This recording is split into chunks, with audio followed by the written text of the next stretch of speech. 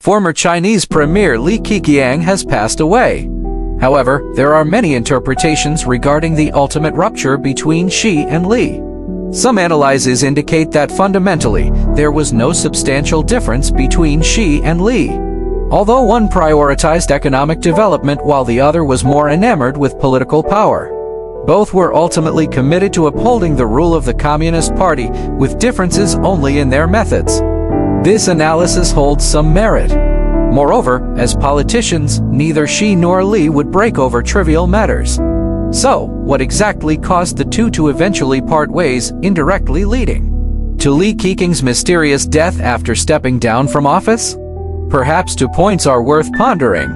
Firstly, regarding constitutional amendments, Li Keqiang likely internally disagreed with Xi Jinping, gaining additional ruling power, conflicting with certain bottom lines Li held. This point is relatively clear and needs no further elaboration.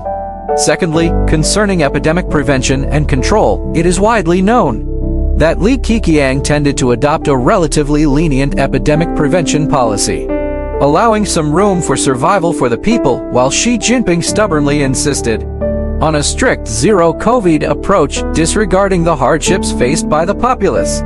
Perhaps the disagreement between the two on this matter should be considered the most direct cause of the rift between Xi and Li. This ultimately led to Xi Jinping clearly breaking away from Li Keqiang when he assumed his third term in office. And how did all of this lead to Li Keqiang's mysterious death? Here, it is necessary to recall the recorded history of the enmity between Mao Zedong and Liu Shaoqi. In 1961, during the most severe period of the three-year famine, Liu Shaoqi, after conducting research in his hometown of Hunan, went to Baidehe to meet with Mao Zedong. Liu Shaoqi insisted that there were serious problems with the previous policies that needed immediate correction. Mao Zedong, however, insisted that there were no problems with the policies. Liu Shaoqi asked, with so many people starving to death, how could there be no problems? Seeing that Liu Shaoqi had a valid argument, Mao Zedong fell silent. Finally, Liu Shaoqi said, "Mao, between you and me, one of us will have to take responsibility for this period of history." Some analyses suggest that from that moment on, Mao Zedong likely harbored murderous intent towards Liu Shaoqi.